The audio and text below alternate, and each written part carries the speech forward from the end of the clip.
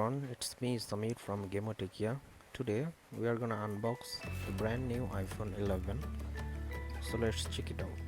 First we have the slim box, which is Apple's new creation.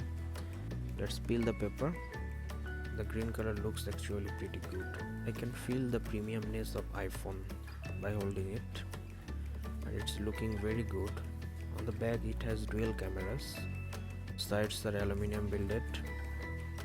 In terms of camera, we have dual 12 megapixel ultra wide and wide cameras.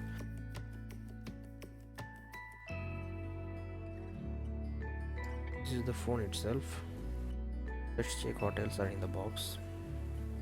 We can see a lightning cable, which is type C to lightning, and it's pretty good quality.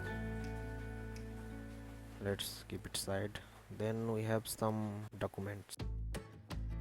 If you are still watching, a sub to my channel will be very fabulous. It means a lot.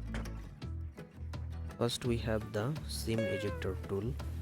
Then we have some other paperworks, and oh, it's a half iPhone, and indicating the buttons we have, and some paperworks also. A single Apple sticker, by the way. So these are the box contents of iPhone 11. So let's turn on the phone.